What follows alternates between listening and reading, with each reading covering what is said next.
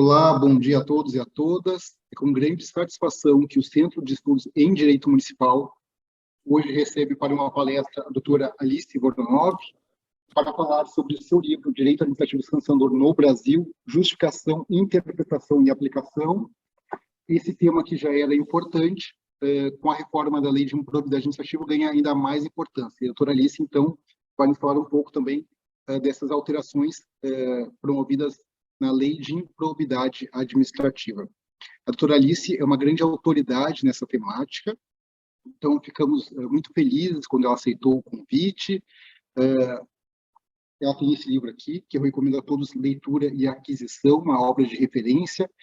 Espero que logo, logo saia uma nova edição, já atualizada com a lei de atualização da Lei de Improbidade Administrativa.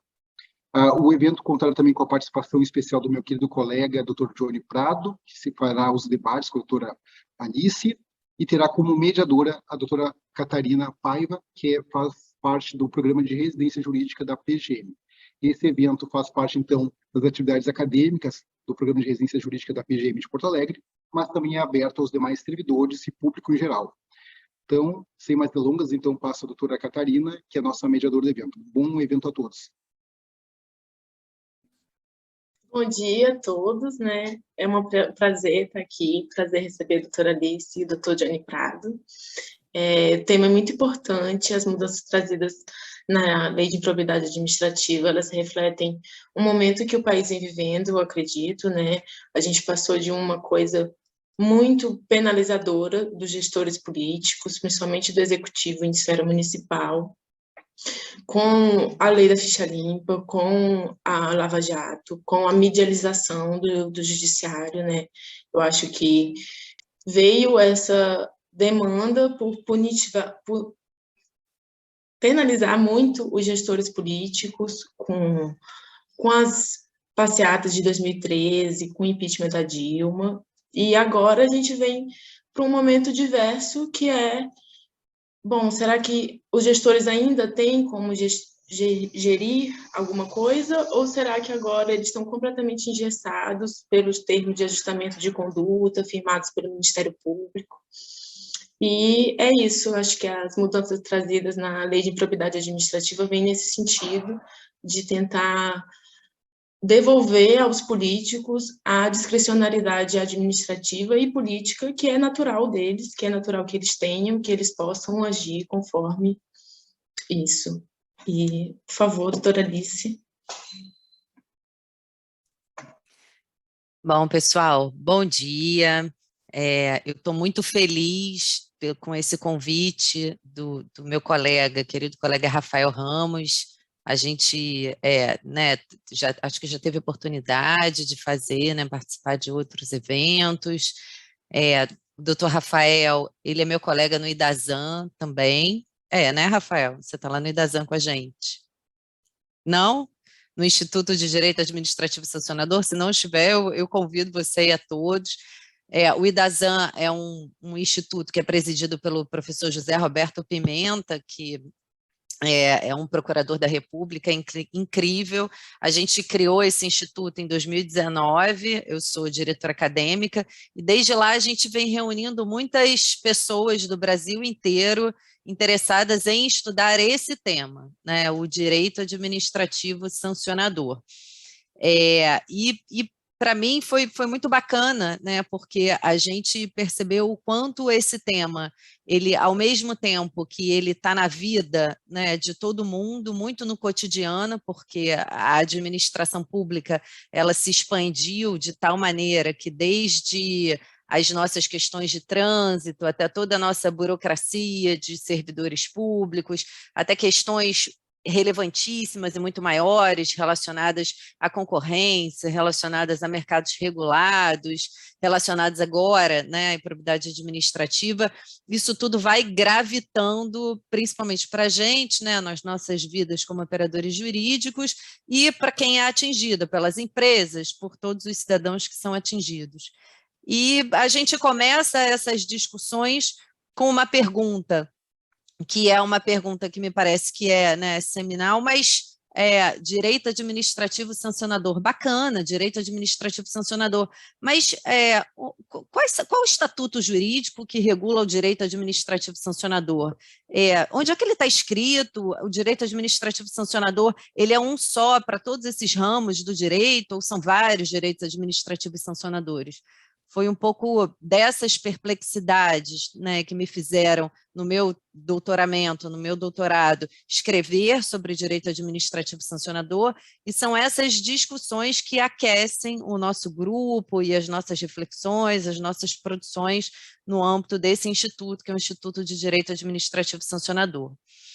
Hoje, conversando com o Rafael, a minha proposta foi falar um pouquinho justamente sobre essa conexão, né, do direito administrativo sancionador com a lei de improbidade administrativa, com todas as alterações que foram trazidas pela 14.230, e o mote para essa nossa conversa é o novo artigo 1º, parágrafo 4, da lei de improbidade administrativa, que vai dizer que aplicam-se ao sistema da improbidade disciplinado nesta lei os princípios constitucionais do direito administrativo sancionador. Então, esse é o nosso pontapé, é daqui que a gente vai partir para essa conversa.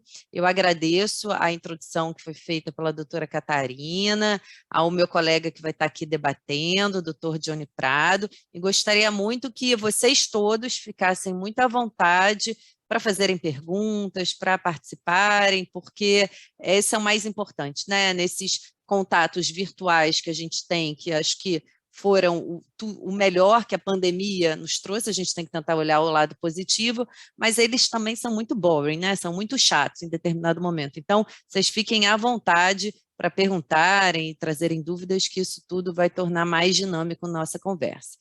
Eu preparei aqui uma exposição, agora eu vou compartilhar minha tela e depois eu disponibilizo, por intermédio do professor Rafael, para vocês, tá?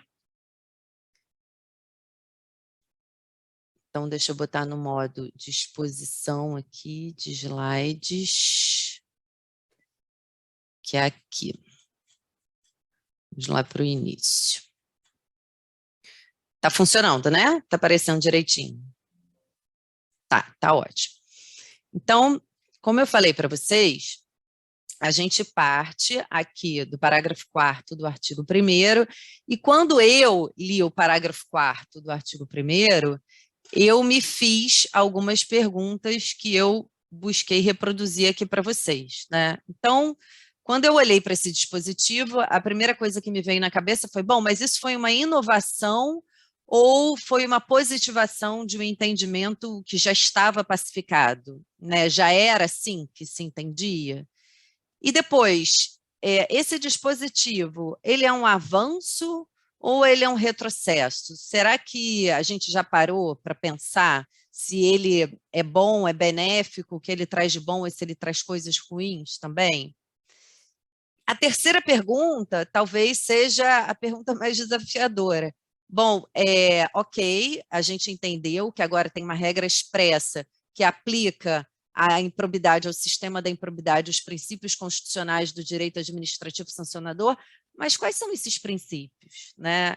A Constituição, ela não diz como faz em relação aos princípios penais, porque em vários dos incisos do artigo 5º da Constituição, a gente verifica disposições que remetem expressamente ao âmbito penal, quando vai falar das penas, como vai falar do juízo penal, da sentença penal condenatória.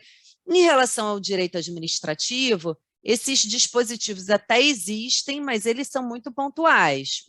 A observância do devido processo legal, a razoável duração dos processos. Então, será que os princípios constitucionais do direito administrativo sancionador são só esses, expressamente mencionados em relação ao âmbito administrativo, ou são também outros princípios? E se são outros, como que a gente vai decidir quais são os princípios que se aplicam ou não se aplicam? Então, acho que essa talvez seja a principal questão e desafio do direito administrativo sancionador. Aí eu passei para uma próxima pergunta, que é se esses princípios eles estão refletidos em maior ou menor medida em todas essas alterações que foram promovidas pela Lei 14.230, e chego na minha última indagação, que é como os princípios constitucionais do direito administrativo sancionador, eles operarão daqui para frente nas decisões judiciais e nos raciocínios que nós, operadores do direito, construiremos para auxiliar na interpretação e aplicação do sistema de improbidade, né? Como que a gente vai fazer valer esse artigo 1º, parágrafo 4, da Lei de Improbidade repaginada pela 14.230. Então, são essas 5 perguntas que farão parte da minha exposição. A gente vai passar por elas, né, de modo mais rápido, dada a nossa limitação de tempo, mas vou trazer para você essas discussões e nem sempre terei respostas, tá? São mais para guiarem a nossa reflexão por aqui. Bom,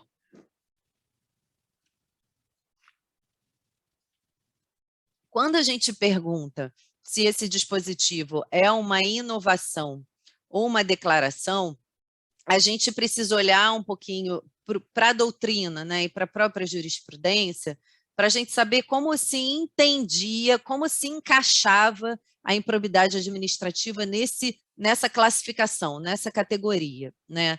E aí a gente tinha um professor específico, que é muito importante, uma referência no âmbito do direito administrativo sancionador, que é o nosso professor Fábio Medina Osório, que sempre defendeu que o direito administrativo sancionador ele abarcava a improbidade. Talvez isso não fosse tão óbvio, porque o raciocínio mais evidente é que, olha, a improbidade ela está no âmbito do Poder Judiciário. Quando a gente fala de aplicação de sanções pela administração pública e atividades, processos sancionadores administrativos, os nossos raciocínios, eles são naturalmente conduzidos para essas instâncias administrativas. De modo que essa percepção, que é uma percepção que desde muito tempo o professor Fábio Medina Osório ele já defendia, ela não era assim tão evidente para os outros juristas administrativistas, né? Por exemplo, o professor Marçal Justem Filho, ele vai dizer no livro dele que a peculiaridade marcante do Instituto da Improbidade reside nessa integração de institutos de natureza diversa, produzindo um conjunto heterogêneo, dotado de função de defesa dos valores essenciais à gestão administrativa. A improbidade é não apenas civil ou administrativa, nem somente penal, mas um instituto administrativo penal civil. Então, vejam vocês, né, a dificuldade de caracterização. De fato, você tem ali um sistema que é um sistema que está diretamente relacionado à matéria administrativa, às questões de gestão pública, à condução de processos públicos de licitação, contratações públicas, mas você tem uma ação que tramita no âmbito do Poder Judiciário, não numa vara penal, mas em varas que são varas cíveis, né, ou varas de fazenda pública, quando elas existam, mas com penalidades que são penalidades extremamente gravosas, né, passíveis de serem aplicadas a esses réus nas ações de improbidade. Inclusive, com aquela possibilidade que ficou muito conhecida ultimamente por conta das várias ações de improbidade ajuizadas no âmbito da Lava Jato, desses esquemas, né, que foram... que bom, né, no Brasil foram combatidos, mas muitas ações com pedidos de decretação liminar da indisponibilidade dos bens, né, desses réus. A decretação da indisponibilidade dos bens ela é uma medida gravíssima, né? Se diz que é a morte civil dessas pessoas. E isso, de fato, pode fazer muito sentido nesses casos que são casos mais com evidências mais robustas de ilícitos que tenham sido cometidos e dificuldade, né, de recuperação desses ativos. E a gente, né, eu sou advogada privada, mas também sou procuradora do Estado, e a gente vê como que é difícil, nesses casos, recuperar esses ativos, né? Diria que, assim, 99%, 98% dos casos, esses réus eles não têm realmente nenhum bem nos seus nomes, né? E as empresas que são constituídas e que muitas vezes participam desses processos, dessas contratações públicas, elas também têm um endereço que, quando você vai ver, é uma portinha dentro de uma salinha em que não tem ninguém. Então, a recuperação desses ativos é realmente muito difícil. Mas, de outro lado, essa calibragem, né, de quando aplicar a indisponibilidade de bens ou não, ela acabou se perdendo no curso do tempo. E aí, agora falando, né, da minha atuação como advogada privada, o que a gente viu também foram muitas injustiças. Foi a decretação de bens de réus que estavam num banco, né, de réus de improbidade, diante de situações, na maior parte das vezes, de condutas culposas.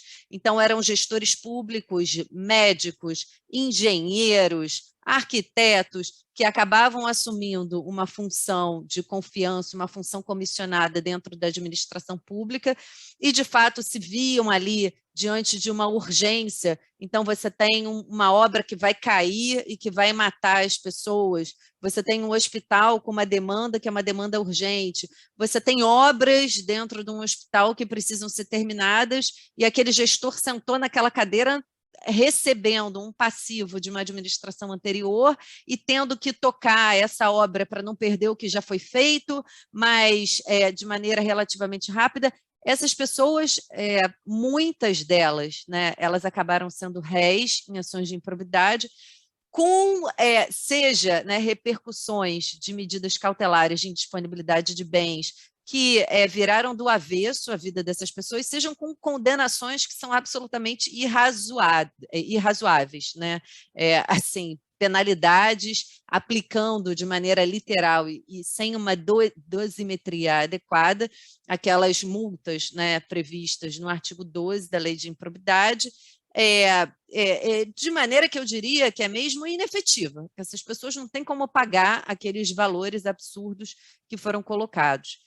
Então, é por isso, né, que a doutrina e muitos doutrinadores não chegava a dizer que a improbidade ela era um instituto do direito penal, porque, de fato, né, não há como equiparar ao direito penal, mas, inevitavelmente, defendiam a sujeição da improbidade a um sistema especial, a um regime jurídico mais gravoso e que, portanto, atraía um conjunto de garantias mais robustas, equiparadas ou próximas da sistemática penal.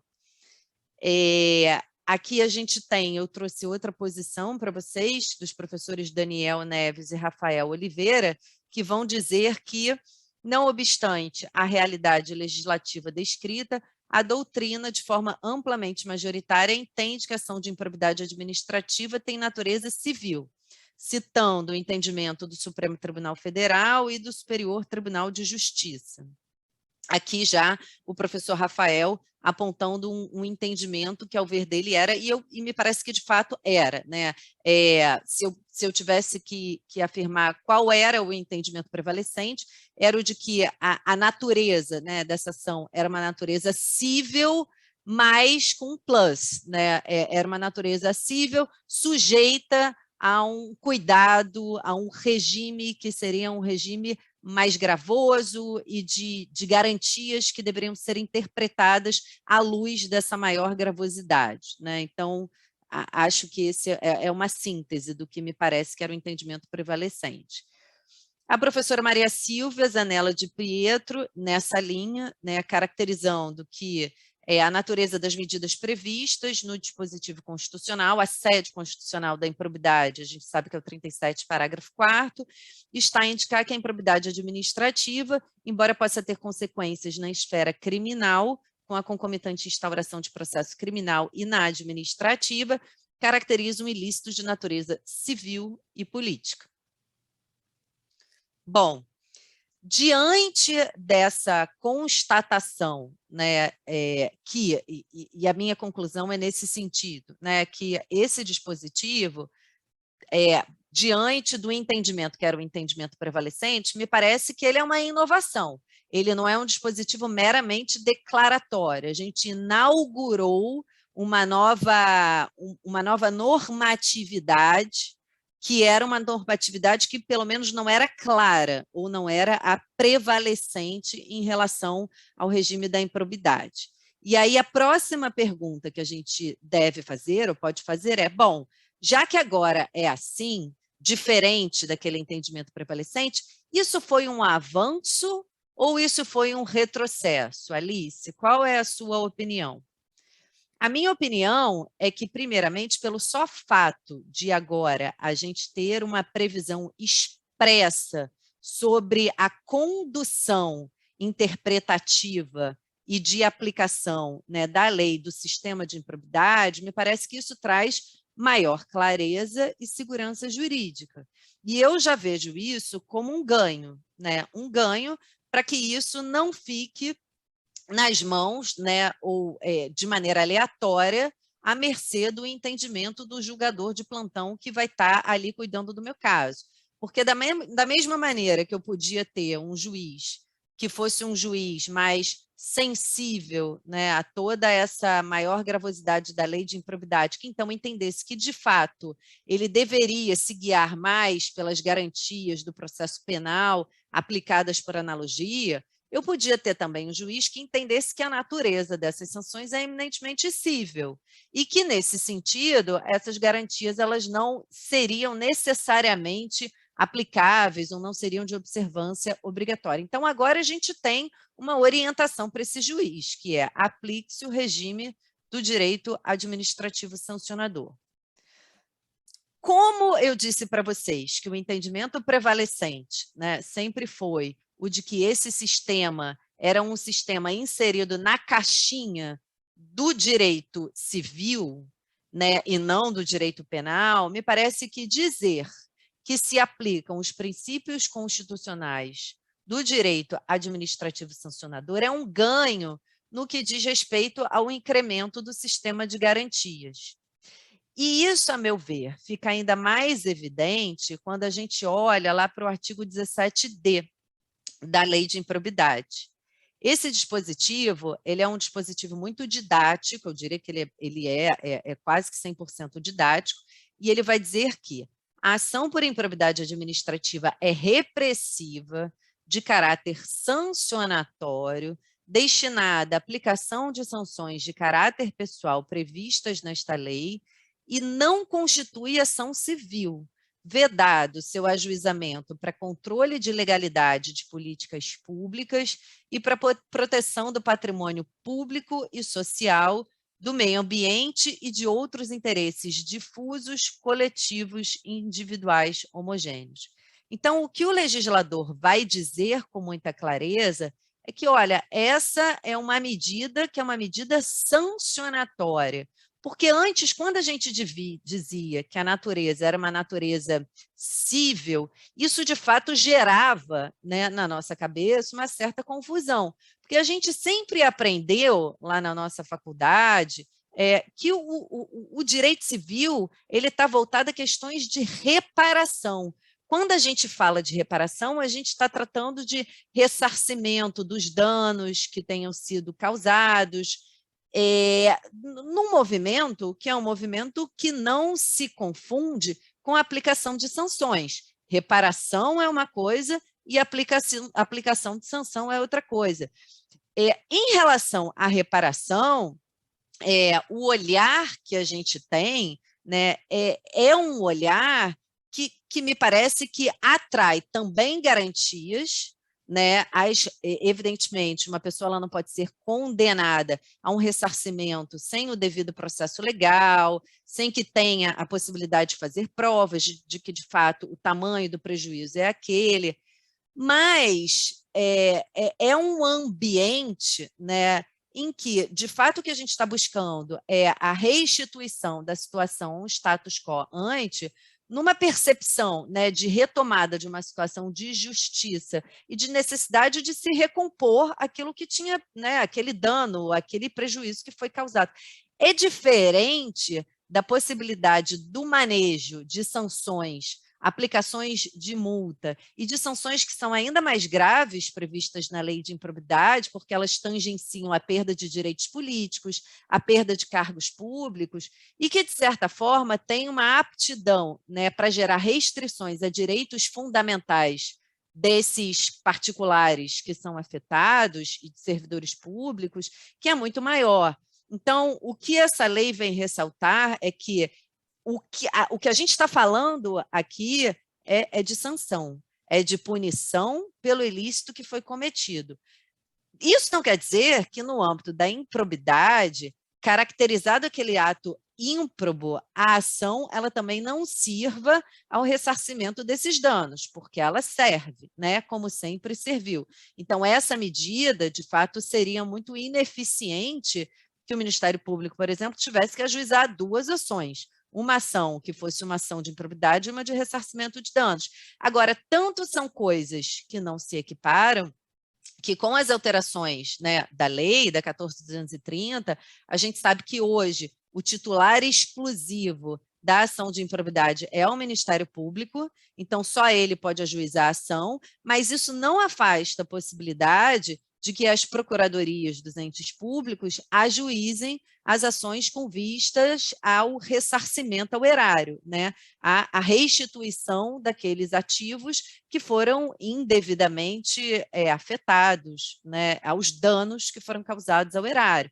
Então, isso é prova de que são medidas que podem caminhar juntas, mas não necessariamente. Inclusive, no âmbito da ação de improbidade, embora a advocacia pública, né, ela não tenha mais essa legitimidade, o que se tem dito é que é muito importante que ela seja chamada a participar desses processos, inclusive para que ela contribua com essa elucidação em torno do dano que foi gerado ao erário, que é ela que poderá trazer, por exemplo, no âmbito dos contratos públicos que foram celebrados, todas as repercussões danosas decorrentes de um ato de corrupção, decorrente de eventuais, né, outras ações de improbidade que tenham sido caracterizadas e que geraram a repercussão para a administração pública, para o Poder Executivo, tá?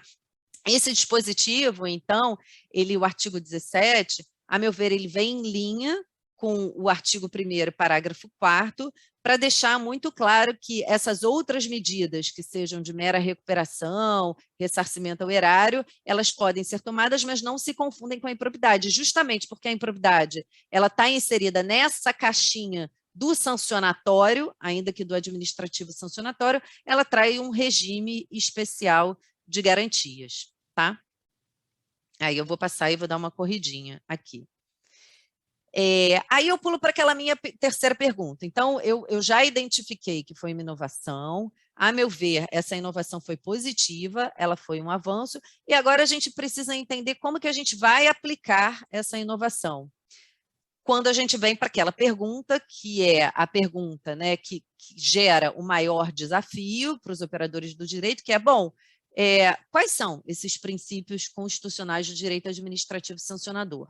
Na Constituição, a gente não tem, como eu falei, referências que sejam referências explícitas em relação ao direito administrativo, mas a gente tem todo um bloco normativo que é muito relevante para que, num processo que é um processo de interpretação e de construção, esses princípios constitucionais do direito administrativo sancionador, eles possam ser extraídos, né? Esse bloco, a título, eu tentei arrolar esses dispositivos, não fiz uma lista que seja uma lista exaustiva, mas me parece que é muito importante o artigo 1º, que vai tratar da cláusula do Estado Democrático de Direito, que remete à dignidade da pessoa humana e à livre iniciativa, os vários incisos do artigo 5º, que são todos esses que eu arrolei e que vão dizer que não haverá juízo ou tribunal de exceção,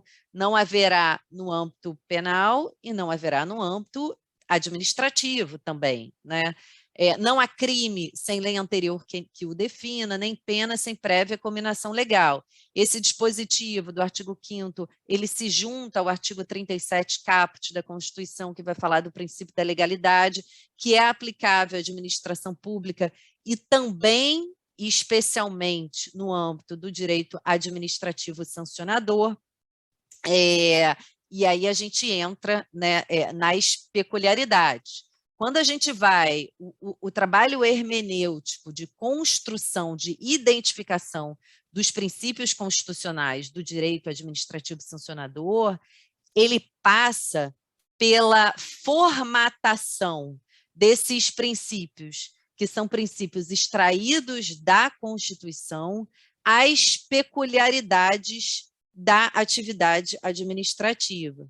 Então, dizer que o artigo 5º, inciso 39, que é o princípio da tipicidade penal, ele é fundamento para se defender a existência de um princípio de tipicidade no âmbito do direito administrativo sancionador, a meu ver, está ok. A meu ver, a gente pode e deve afirmar, chegar a essa conclusão. Mas disso não decorre que a tipicidade penal, evidentemente, seja a mesma tipicidade aplicável no âmbito do direito administrativo sancionador. No âmbito do direito administrativo sancionador, a gente vai precisar fazer todo um trabalho de construção e identificação, que é um pouquinho do que eu falo no meu livro, olhando para as características mais específicas do direito administrativo sancionador, seja olhando para as finalidades que são diferentes das finalidades do processo penal, do âmbito penal. Então, no âmbito penal, há toda uma preocupação com o juízo de reprovação moral daquela conduta, com um olhar que é um olhar eminentemente retrospectivo, que olha para as condições específicas em que aquela conduta ela foi realizada. Então, se aquele homicídio ele foi um homicídio cometido de maneira passional, foi cometido numa situação em que a vítima ela estava em situação, né, de absoluta vulnerabilidade, é uma situação que é mais grave, gera um sentimento de injustiça muito mais grave. Esse tipo de raciocínio, ele é um raciocínio que não está presente nas nossas discussões no âmbito do direito administrativo sancionador. Eventualmente, algum tipo de juízo de reprovação ele aparece quando a gente fala, por exemplo, do disciplinar militar, né? E aí os estatutos militares, eles trazem conceitos jurídicos indeterminados que apontam para uma espécie de juízo de reprovação, mas é muito mais um juízo de reprovação relacionado ao impacto daquela ação para a reputação militar, para a honra da instituição, né, para o impacto reputacional no âmbito da instituição, do que efetivamente o juízo de desvalor, que é o juízo que é levado a cabo no âmbito criminal. Então, quando a gente olha para o direito administrativo sancionador e, sobretudo, pensa que os administrados, né, usualmente são pessoas jurídicas, são normas que geralmente não contêm sequer qualquer juízo de desvalor, quando você está lá lidando no âmbito da regulação de transportes, de ferrovias, e as várias normas da agência reguladora vão dizer que a ferrovia ela precisa fazer a capina daquela área, ela precisa fazer a recuperação da ferrovia de tanto em tanto tempo. São normas de segurança, né? Assim como as normas de trânsito, como muitas normas relacionadas a poder de polícia, e que tem uma preocupação que é muito mais para frente, que eu chamo de prospectiva, do que para trás. Para frente no sentido assim, de criar regras que incentivem a mudança de comportamento dos administrados, dos jurisdicionados, para que aquele estado de coisas ideal, que são os objetivos buscados na lei, disciplinados na lei, para aquele campo específico do direito administrativo, eles sejam alcançados. Essa é uma das diferenças. Existem outras diferenças que são diferenças que eu chamo de funcionais no meu livro e que também devem ser levadas em consideração para a gente moldar esse regime do direito administrativo sancionador. No âmbito da legalidade, eu, Alice, por exemplo, eu vou defender que a legalidade e tipicidade do processo do direito administrativo sancionador, elas demandam que sempre exista uma habilitação legal suficiente. O que é isso? A lei ela precisa habilitar uma determinada entidade ou órgão da administração pública com competências normativas no âmbito do direito administrativo sancionador, ainda que seja para criar os tipos. Isso é muito comum no âmbito das agências reguladoras, tá? É muito comum que, por exemplo, se diga que caberá à NTT ou caberá à Anvisa disciplinar as infrações relacionadas a esse campo específico, porque é a agência reguladora que terá ali as condições de verificar, olha, aqui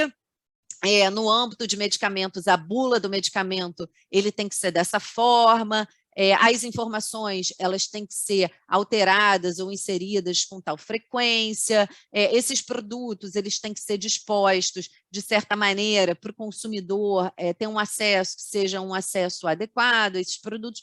Então, tudo isso o legislador não vai conseguir fazer, né? São detalhes e peculiaridades daquele campo regulado.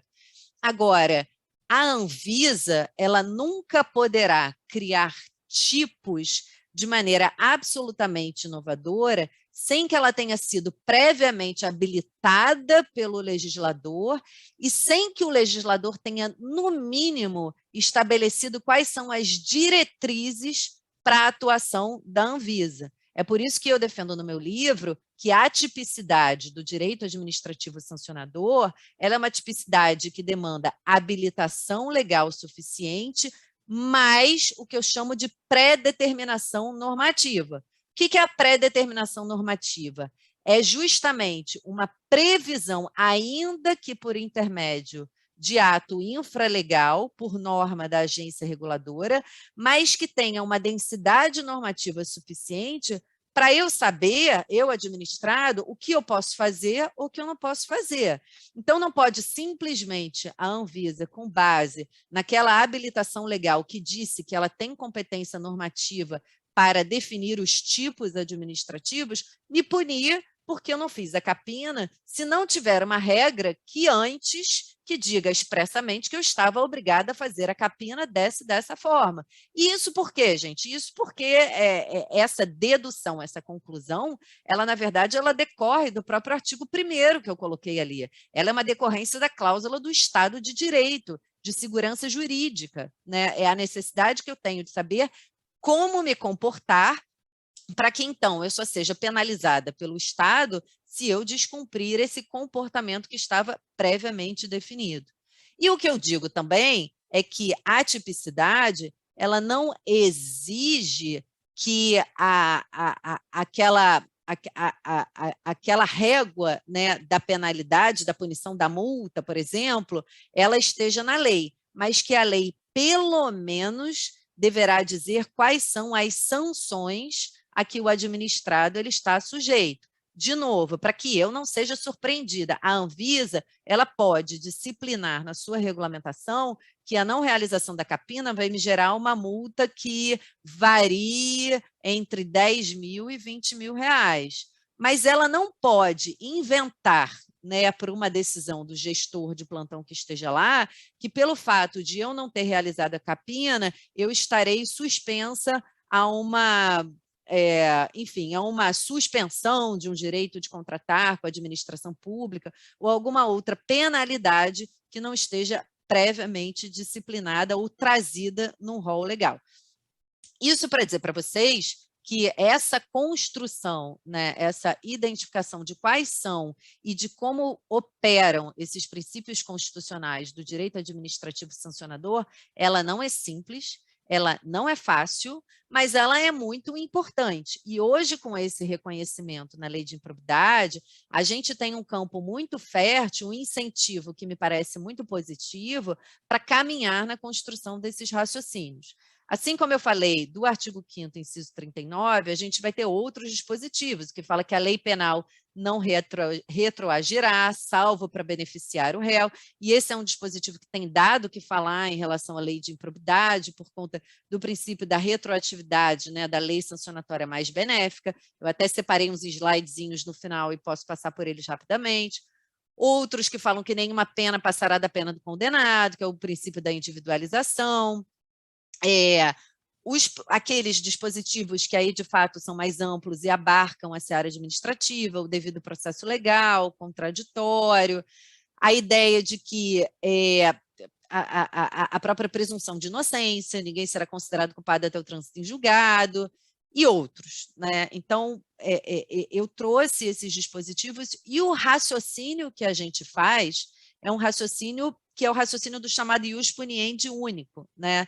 Muitos autores constroem esse raciocínio para dizer que a lógica é que o poder estatal de impor aflições, restrições que são graves aos direitos fundamentais dos particulares, ele precisa ser controlado como uma própria condição do Estado de Direito, né? Esse ius puniendi, ele se sujeita a esse tipo de controle e não faria sentido dividi-lo em ius puniendi penal e ius puniendi administrativo para submeter apenas um braço desse ius puniendi a todo esse regime de maiores garantias, porque aí seria fácil demais, né, gente? O que o legislador poderia fazer? Ah, bacana.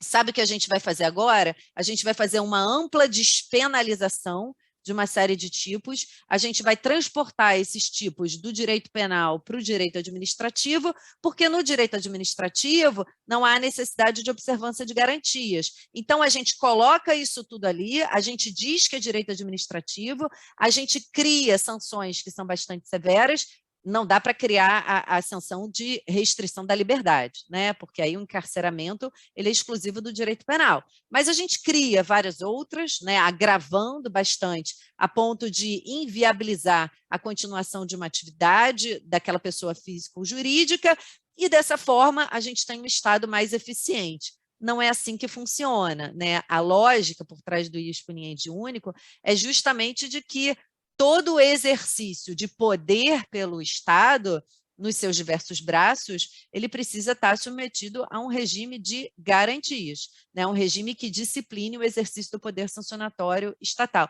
E daí a defesa de que, de fato, se pode e se deve extrair desse rol de garantias constitucionais expressamente penais, mas implicitamente aplicáveis também ao direito administrativo sancionador, desde que observados esses elementos diferenciadores, essas matizes, né?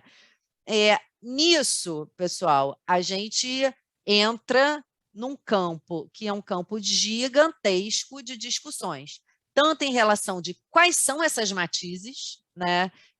Que tipo de abrandamento, que tipo de cuidado se deve ter na transposição dessas garantias, como em relação a uma outra pergunta que me parece tão importante quanto essa, que é como você aplica esses princípios constitucionais do direito administrativo sancionador transpostos do direito penal em cada ramo do direito administrativo. E aí, como eu comecei minha palestra aqui falando para vocês, o direito administrativo ele é muito heterogêneo, né? A improbidade administrativa é absolutamente diferente do direito ambiental, que é absolutamente diferente do direito de ordenação de trânsito, que é absolutamente diferente do direito da vigilância sanitária, do direito relacionado a questões mais básicas do consumidor, por exemplo, de proteção da criança e do adolescente. Então, o direito administrativo ele é tão diferente que não só a gente, no raciocínio da sua aplicação, a gente precisa fazer o primeiro passo, né, como se fosse um raciocínio em duas etapas. Primeiro, a gente pensa como que a gente traz do direito penal para o direito administrativo, pensando nas características gerais do direito administrativo. E aqui você já faz um primeiro nível de conformação. Aí você tem que olhar para o ramo específico do direito administrativo para você fazer um segundo tipo de conformação e falar assim, e nesse campo específico, será que a aplicação desse princípio, dessa forma, faz sentido? Ela se ajusta às características, às finalidades pretendidas, ao modo de operação do Estado? Isso vai ser muito importante aqui nos nossos debates sobre improbidade administrativa, porque me parece que quando a gente faz esse segundo passo para a improbidade administrativa, a resposta é uma resposta de maximização das garantias. Justamente por quê? Porque a gente está diante de um regime que pode gerar consequências extremamente gravosas a direitos fundamentais e constitucionais dos particulares. Então, esse raciocínio e essa construção, me parece que aqui são divisores de água. Divisores de água para a gente chegar àquela última pergunta ali do meu quadrinho, para saber, bom, como que eu vou aplicar e interpretar os princípios constitucionais do direito administrativo sancionador sobre esse sistema de improbidade que foi agora renovado com a Lei 14.230. Né? Quando a gente coloca numa balancinha, não dá para dizer que outros objetivos eles sejam tão ou mais importantes do que as garantias, né? A proteção dos direitos dos particulares. Me parece que esse olhar garantístico ele é muito necessário na aplicação desse artigo 1º, parágrafo 4 da nova lei de improbidade, né? Da lei de improbidade repaginada. E aí eu vou franquear para vocês esses slides, vocês vão ver que aqui eu fiz um rol, que é um rol também não exaustivo, né? Não tenho nenhuma pretensão de estar aqui dizendo quais são de forma categórica esses princípios. A gente costuma dividi-los em princípios formais e materiais do direito administrativo sancionador. Eu fui listando. Depois eu fiz um exercício de tentar olhar, né, para a nova LIA e entender, né, de que forma esses princípios eles já influenciaram o legislador na construção dessas novas disposições e, de fato, ela é uma lei que foi muito influenciada por essa preocupação, né, com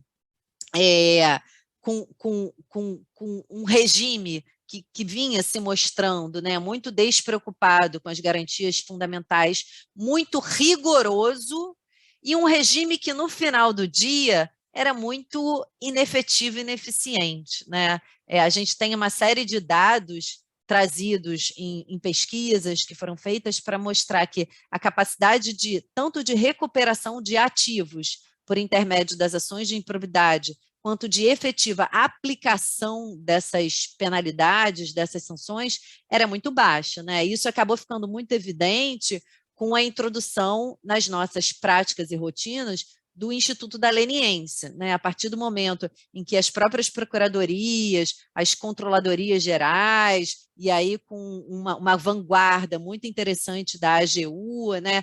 Se começaram a fazer as leniências, a gente viu que é extremamente mais vantajoso no que diz respeito à recuperação de ativos. Né? Até porque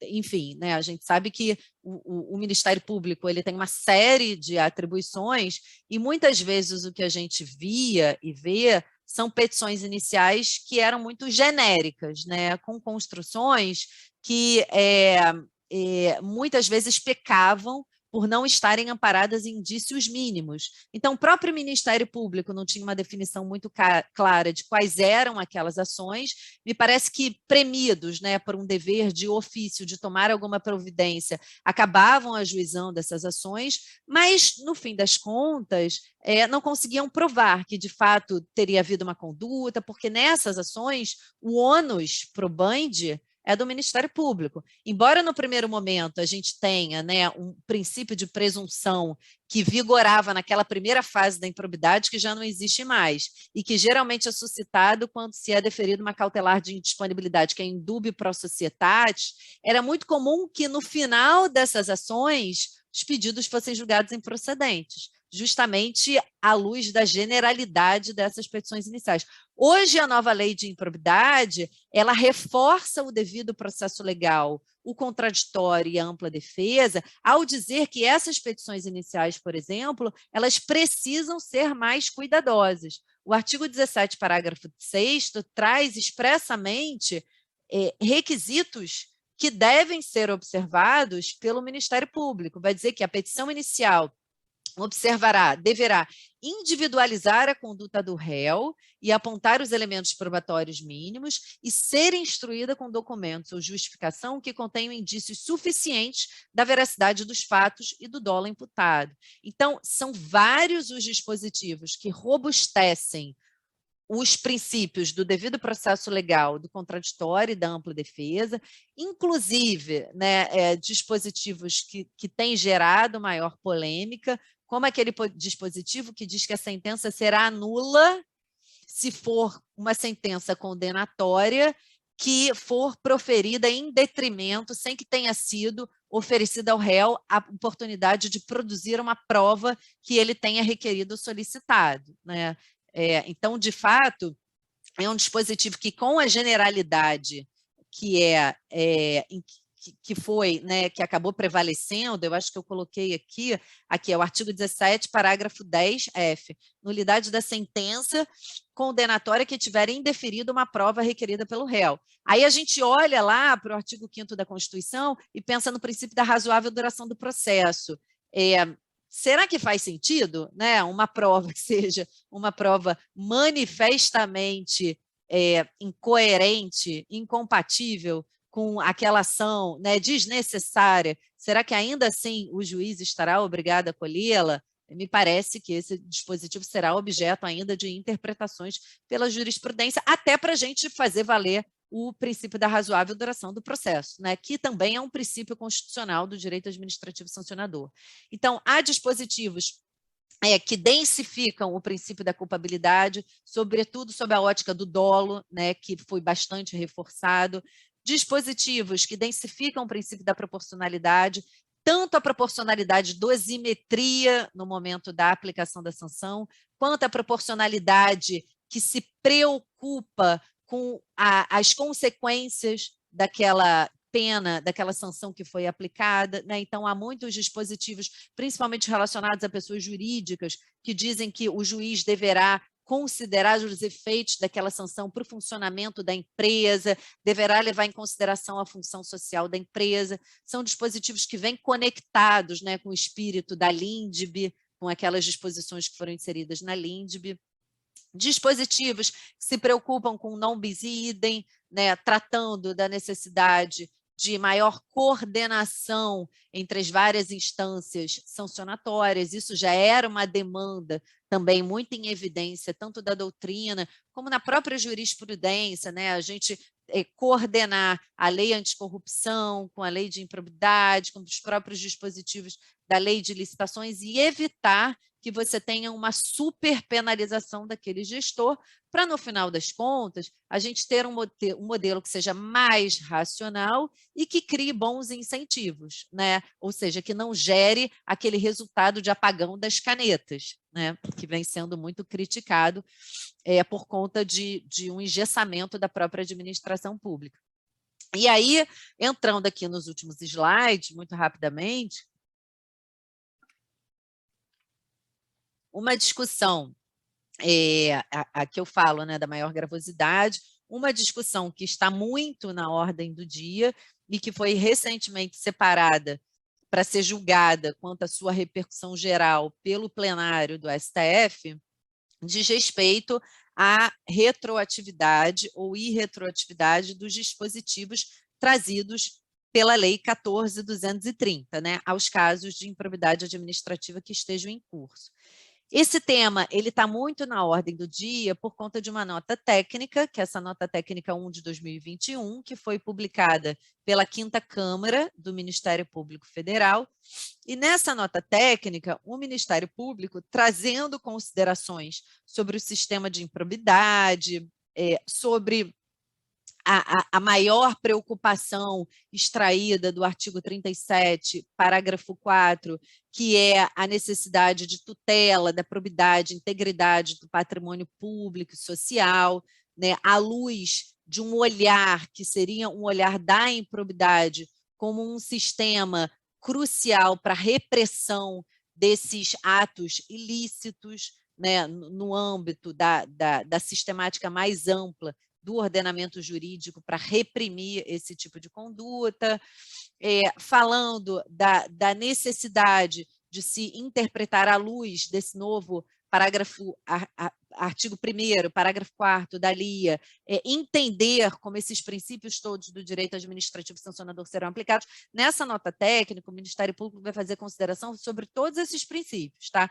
Legalidade, tipicidade, culpabilidade, inclusive o da retroatividade da lei penal mais benéfica, nesse caso da lei sancionatória mais benéfica. O que o Ministério Público vai dizer? Que por pelo menos 3 razões não haveria a possibilidade de se aplicar essa retroatividade mais benéfica para nenhum caso, tá? E aí a gente vai abrir um parênteses. Quando a gente fala de retroatividade mais benéfica, não é também um tudo ou nada. A gente sabe que a gente tem disposições da nova lei que são disposições materiais, né? E aí eu estou me referindo especificamente a extinção do tipo culposo de improbidade, esse é o ponto mais importante. A gente tem disposições que são disposições estritamente procedimentais ou processuais, e aí no âmbito de regras processuais, a gente sabe que tem um entendimento mais geral do direito de que elas se aplicam desde logo, mas elas não retroagem, né? Então, um recurso, uma determinada medida cautelar que foi aplicada à luz da lei antiga, ela, em princípio, ela não seria considerada nula pelo fato de a nova legislação estar prevendo uma nova regra, embora a nova legislação possa suscitar um pedido de reconsideração daquela medida, né, pelo interessado. E a gente tem as regras, que são as novas regras que tratam de prescrição, que talvez sejam as que gerem maior polêmica. Esse tema de repercussão geral, pessoal, que é da relatoria do ministro Alexandre de Moraes, ele vai tratar desses 2 temas, o primeiro e o terceiro, que eu mencionei, que é, na verdade, a questão do dolo, da extinção dos tipos culposos e da retroatividade das novas regras de prescrição.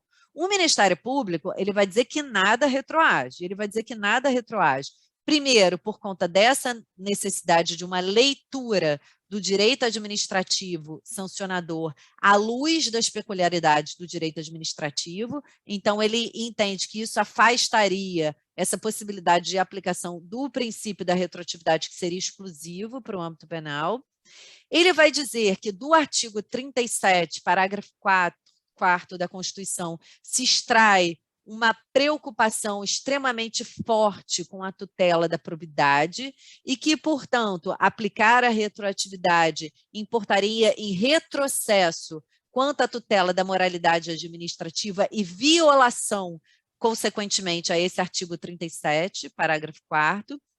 E o Ministério Público vai dizer que a nova lei de improbidade, ela, na verdade, não fez alterações pontuais na 8429. Ela trouxe alterações tão relevantes e tão importantes que ela, na verdade, gerou um sistema, uma composição complexa entre a nova lei, dispositivos da lei anterior e da nova lei, a ponto de impedir que o Poder Judiciário, de maneira quase que arbitrária, escolha quais dispositivos ele vai fazer retroagir ou não. Então, o que ele vai dizer é assim, o novo sistema é tão complexo que não é dado ao Poder Judiciário criar um terceiro modelo que seja um terceiro de uma aplicação voluntarista e arbitrária desse ou daquele dispositivo retroativamente. O que existem são 2 modelos legais,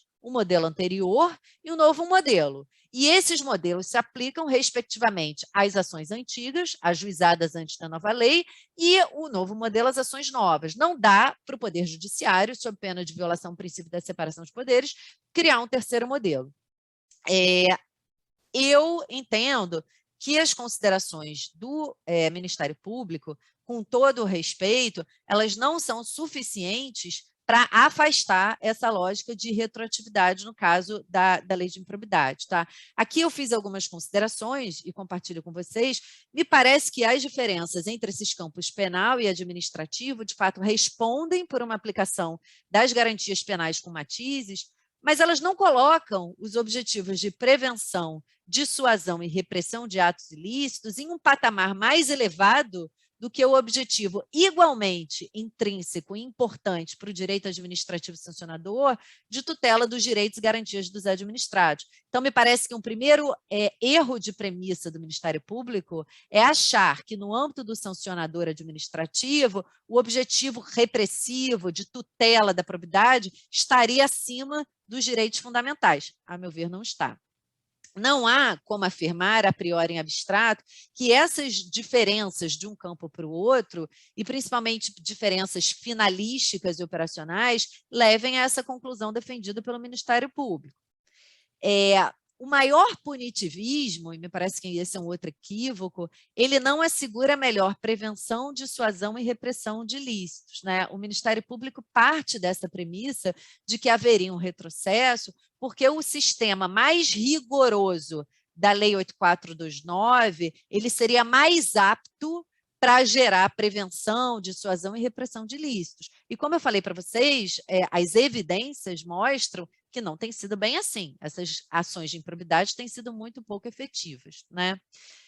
O fato da Lei 14.230 ter promovido uma série de alterações no 8429 não implica que a eventual aplicação retroativa pelo Poder Judiciário das novas normas sancionatórias mais benéficas importaria em violação à separação de poderes, por configurar a construção de um regime novo alheio.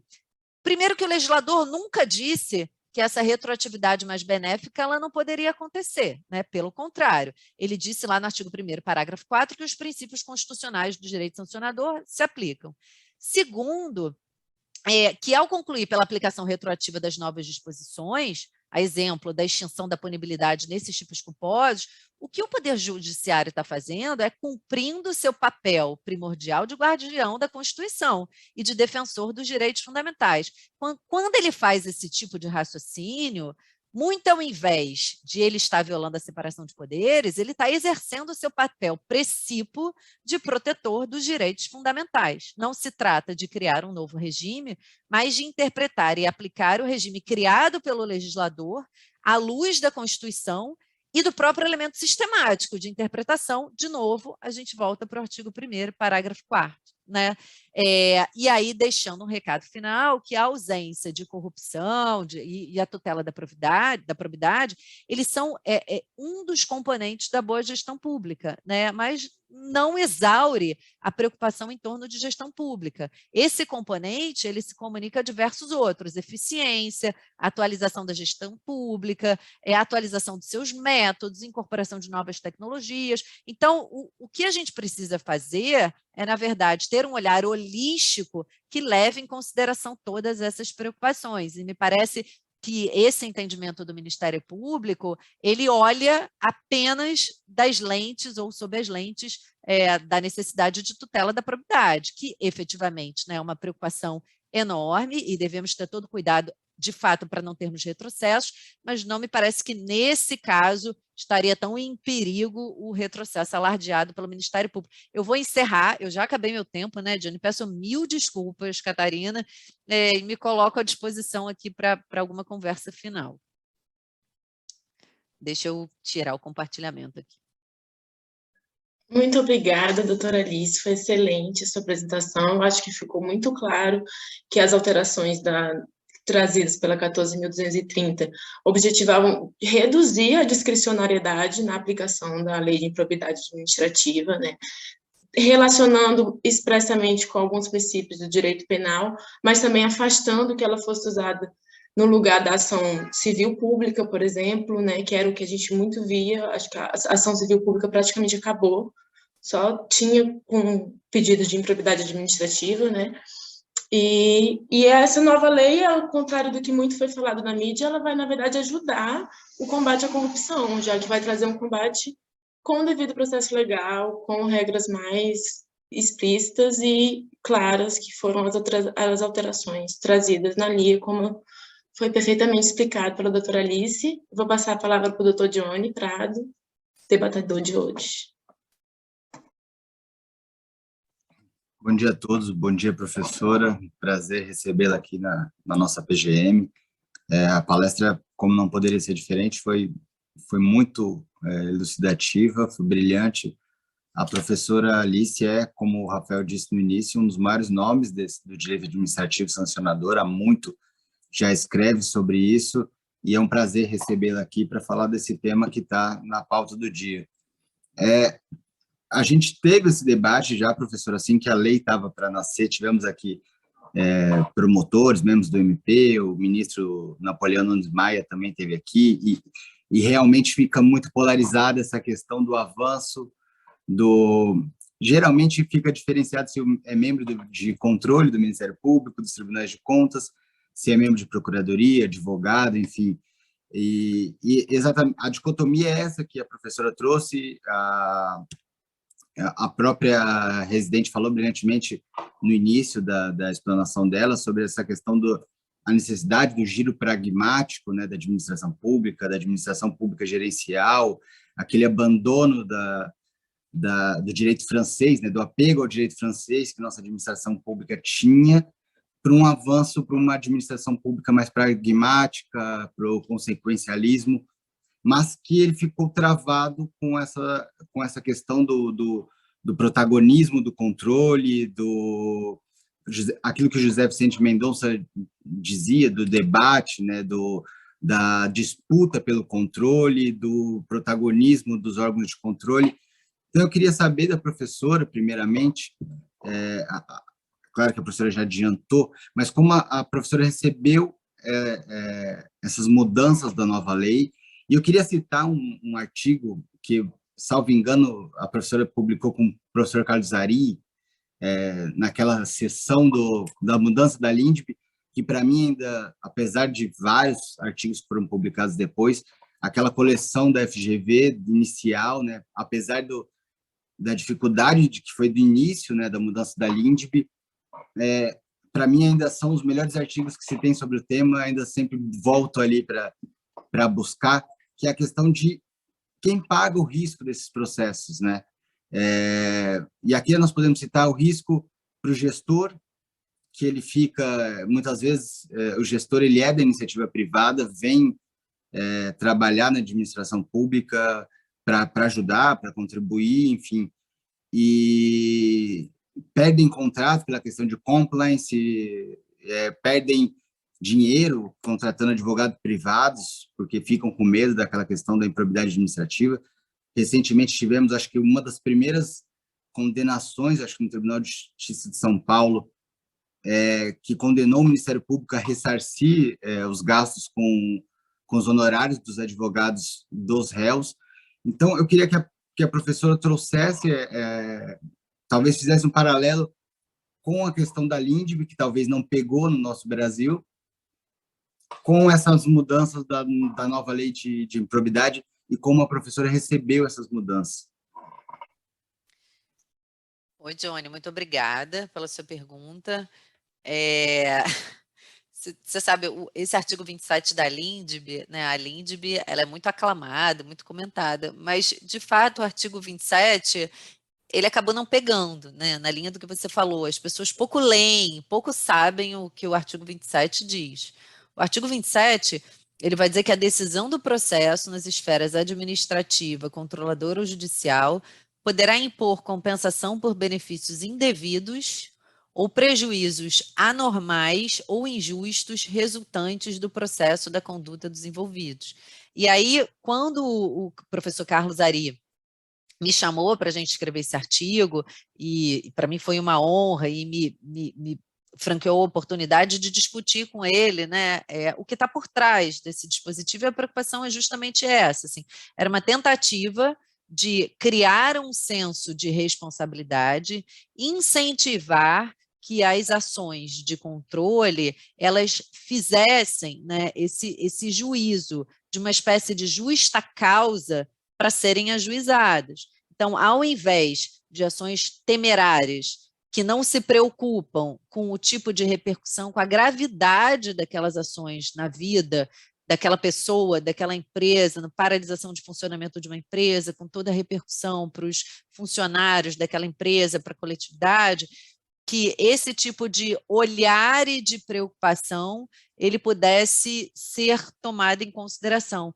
E esse me parece, assim, a gente que está na advocacia, né, e eu particularmente gosto muito da advocacia, não à toa, fui para a advocacia pública e sou advogada privada, esse me parece que é um dos nossos grandes desafios, né, é despertar, tanto no órgão de controle quanto no magistrado, né, esse senso de responsabilidade em relação aos impactos da sua medida, da sua decisão, porque do outro lado tem um ser humano, porque do outro lado tem uma empresa. Então, ninguém está dizendo aqui, né, que só tem mocinho, sim, tem muitos bandidos, e muitas vezes, de fato, essas medidas precisam ser surpreendentes, precisam surpreender quem as receba, para que justamente as pessoas não se esquivem, mas a gente precisa se preocupar em separar o joio do trigo e ter responsabilidade. Então, quando o artigo 27, né, ele foi colocado ali na LINDB,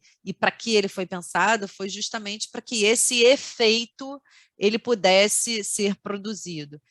Para que ele seja produzido, a gente, de fato, precisa da ajuda do juiz, né? A gente precisa de um juiz num processo, ou aqui nas esferas administrativa, controladora, judicial, então pode ser inclusive no âmbito administrativo, que reconheça o dano que foi produzido, por exemplo, e independentemente de culpa, tá? Esse dispositivo é um dispositivo que é uma espécie de positivação de uma responsabilidade objetiva. Se durante aquele processo, né, se gerou um prejuízo anormal ou injusto, por exemplo, por uma cautelar de indisponibilidade de bens que caracterizadamente tenha sido tomada ou instituída de maneira temerária, porque o juiz, por exemplo, foi induzido em erro por um órgão de controle que se baseou em informações que não eram informações fidedignas, decorrentes de elementos probatórios que tenham sido colhidos. Então, nesse caso especificamente, parece que se justifica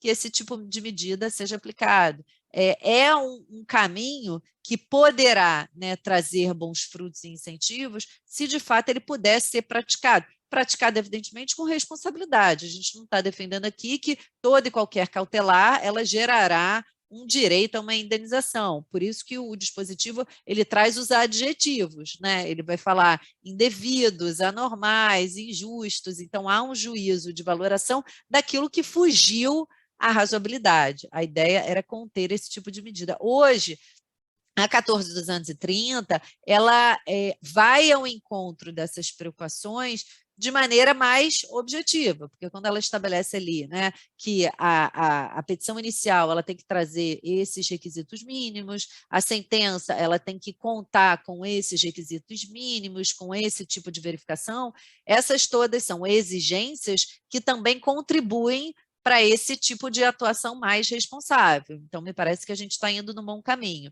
E aí, agora, para outra pergunta, qual é a impressão que eu tive da nova lei? A nova lei nova lei, né? A Lei 14.230, ela, de fato, trouxe muitas inovações. Tá? Então, meu primeiro impacto foi um impacto muito positivo, porque eu realmente acredito que o modelo anterior, ele, além de ser um modelo que trazia, né, muitas violações a direitos, que suscitava, dava margem a muitas violações a direitos, ele era um modelo inefetivo, ineficiente, então acho que a gente precisava mudar. Mas eu participei acho que foi um dos primeiros eventos sobre a nova lei de improbidade, que foi produzido lá pelo IDASAN, né?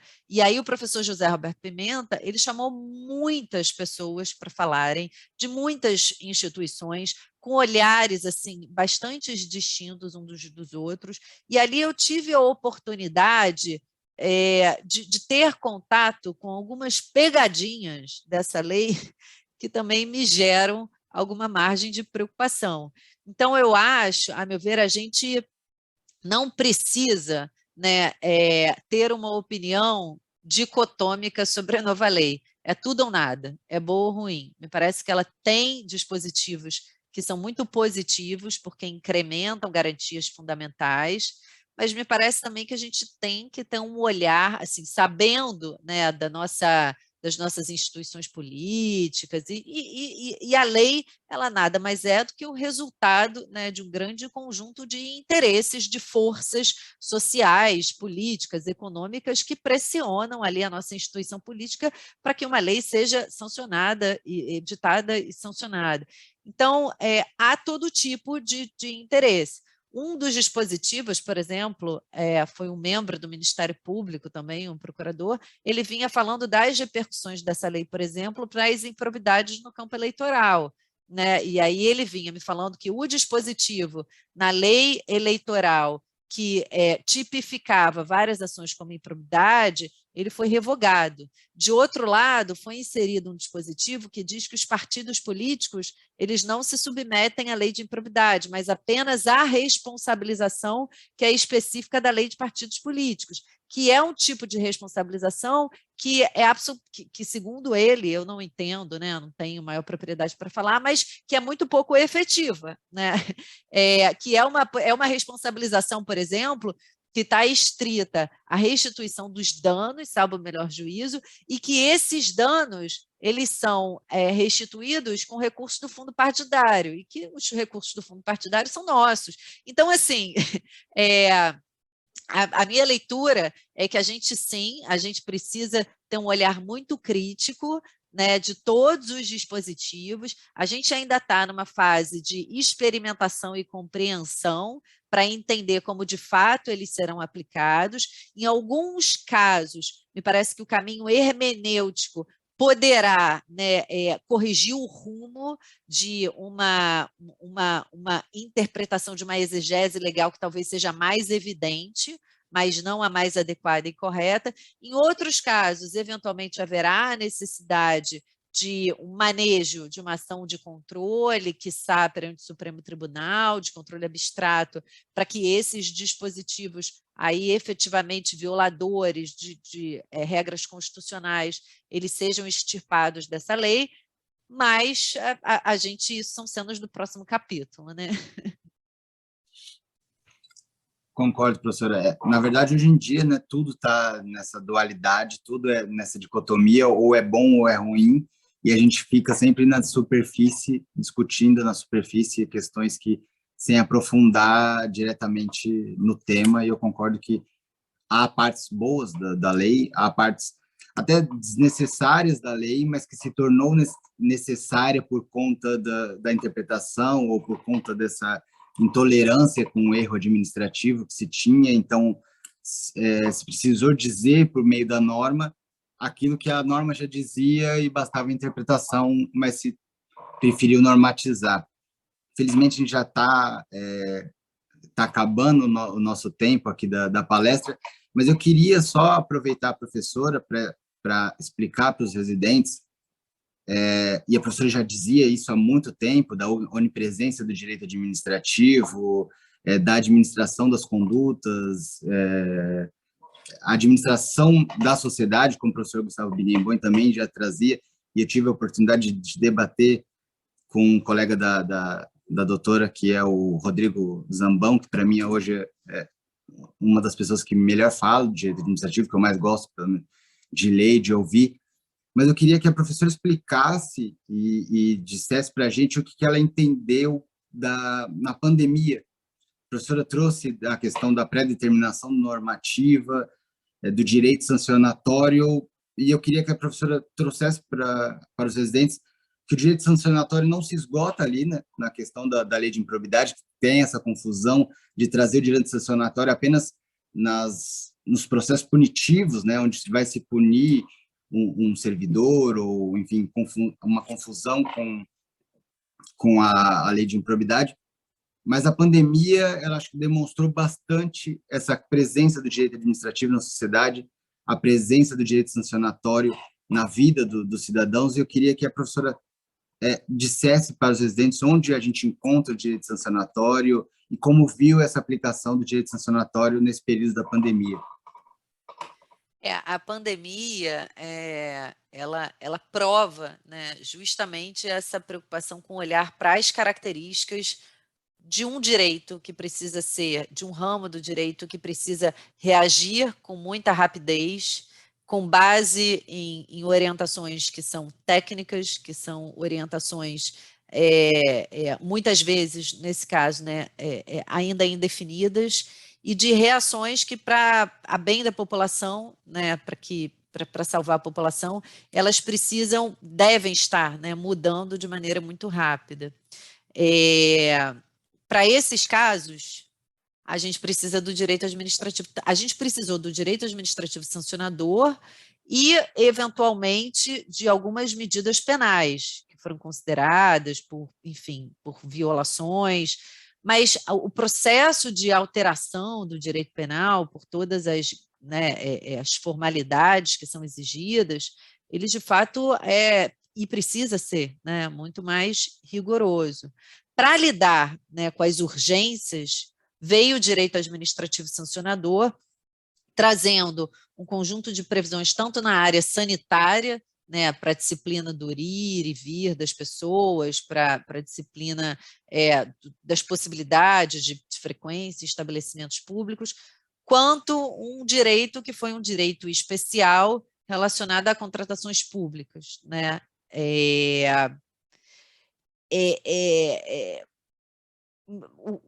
Eu entendo que, assim, a pandemia ela é um exemplo muito importante para a gente entender o papel do direito administrativo sancionador e compreender que ele funciona de maneira, né, muitas vezes diferente do direito penal, ou que é necessariamente diferente, mas é um exemplo que eu acho que a gente também tem que usar, né, nessa história para a gente pensar assim, o que deu errado, de que maneira deveria ter sido feito de outra forma, porque a gente viu, principalmente no âmbito das contratações públicas, uma série de brechas que foram abertas também e que não precisava ser assim, né? Na verdade, se a gente tivesse uma cultura, né, talvez uma institucionalidade mais forte no âmbito administrativo e até disposições que incentivassem maior cuidado, o direito administrativo sancionador ele poderia ter caminhado melhor também para reprimir. E aí me parece que faltou um pouco, né? Nessa dosagem do direito administrativo sancionador, talvez a gente pudesse ter tido, por intermédio das leis que foram editadas de maneira muito rápida, medidas provisórias, mas também de regulamentos públicos, e isso acabou sendo feito aos pouquinhos com o Tribunal de Contas, mas mesmo assim se abriram muitas brechas, né? No estado do Rio de Janeiro a gente teve problemas graves de corrupção relacionados à pandemia. De modo que eu acho que o direito administrativo sancionador ele foi essencial para lidar, né, com a agilidade necessária. O direito administrativo sancionador hoje, né, a gente tem manifestações do Supremo, inclusive, acho que todo mundo já deve ter visto, mas compreensões do Supremo que dizem que a voz técnica da administração pública, ela, inclusive, ela está acima da legalidade, pelo menos da legalidade estrita como a gente conhece. A gente teve aquele caso, que foi o caso da pílula do câncer, que foi julgado pelo STF. Salvo melhor juízo, houve um caso mais recente envolvendo remédios que não foram aprovados pela Anvisa para emagrecer e que uma lei teria aprovado esses remédios. Então, a gente vê assim, que esse olhar da administração pública para essas questões que são técnicas, para essas verificações que são necessárias e dependem dessa expertise, ele caminha, ele vem sendo reconhecido e, com isso, caminha a necessidade de um direito administrativo sancionador que seja também mais inteligente, que seja mais racional e que possa lidar com esses muitos desafios que são colocados, né? São os desafios da gestão pública. Quando a gente fala em gestão pública, as novas tecnologias, os acordos que precisam ser feitos, tudo isso está no cardápio, né, de pensamentos que a gente tem que ter, de reflexões que a gente tem que ter, e com o direito administrativo sancionador não é diferente, seja por conta da compreensão de quais são os seus ramos, onde ele deve atuar, aqui funciona o sancionador, aqui não funciona, quanto em relação às suas técnicas, né? Hoje, uma das maiores discussões que a gente tem diz respeito à efetividade da multa. A gente sempre olhou direito administrativo sancionador e fez uma correlação com multa, descumpriu, multou, mas hoje o que tem sido visto é que não dá certo, né? Agências reguladoras, você tem um estoque enorme de penalidades que são aplicadas, muitas vezes elas sequer conseguem um processo, sequer conseguem chegar ao final, porque são muitas, e ainda que chegue ao final, essas pessoas jurídicas diferente de gente, né? No direito penal, se você aplica uma penalidade, só não vai ser aplicada se a pessoa morrer, se a pessoa fugir. Pessoa jurídica se desfaz e no dia seguinte se refaz por intermédio de outros sócios, outra empresa. Então, são dificuldades que se apresentam e que caracterizam esse ramo extremamente interessante, que é o direito administrativo sancionador. Não sei se eu respondi, Rafael, fiquei aqui divagando sobre o que você me perguntou, mas... Não, mas acho que a ideia era essa, professor, porque era exatamente esse o debate. Acho que nunca vimos o direito administrativo sancionador tão presente, né? Tanto na ausência de leis restringindo direitos por meio de decretos e restringindo tão drasticamente, né? A gente chegou a ver agentes administrativos paralisando um jogo entre Brasil e Argentina no meio da partida por conta de questões administrativas. Então, eu acho que a pandemia demonstrou esse avanço e acho que acelerou bastante e pôde mostrar para a gente aquilo que já se defendia da presença do direito administrativo na sociedade. Infelizmente, o tempo aqui já vai se esgotando. Eu passaria a tarde aqui conversando com a professora e debatendo esses temas, porque realmente é um tema que eu gosto muito de pesquisar e que acho que é muito interessante para a gente. Queria, então, agradecer a professora, agradecer os residentes e todo mundo que participou aqui do debate, que esteve presenciando o nosso evento. Agradecer mais uma vez a professora pelo tempo disponível aqui na nossa Procuradoria. Seja sempre bem-vinda a debater conosco e muito obrigado pela presença. Pessoal, eu que agradeço, tá? Catarina, Johnny, Rafael... Foi muito prazeroso para mim também estar conversando com vocês. Espero que vocês, né, tenham gostado da palestra. Eu fico à disposição. Já enviei a apresentação para o Rafael, tá bom? Espero que tenhamos novas oportunidades para conversar. Obrigada, pessoal. Por aqui, também queria, então, agradecer. Então, muito obrigado mesmo. E eu posso garantir que espero que ainda em 2022 a senhora possa participar de um evento presencial aqui na PGM de Porto Alegre. Será uma grande honra para a PGM poder recebê-la presencialmente. Esperamos que agora, com todo mundo vacinado, a gente possa fazer um evento presencial e com a sua presença aqui em Porto Alegre. Tá, joia. Faço votos. Irei com prazer. Então tá, pessoal. Muito obrigado. Mais uma vez, muito obrigado à doutora Alice, ao querido colega Johnny, aos residentes e aos presentes. Muito obrigado, uma boa tarde e ao próximo evento. Tchau, pessoal.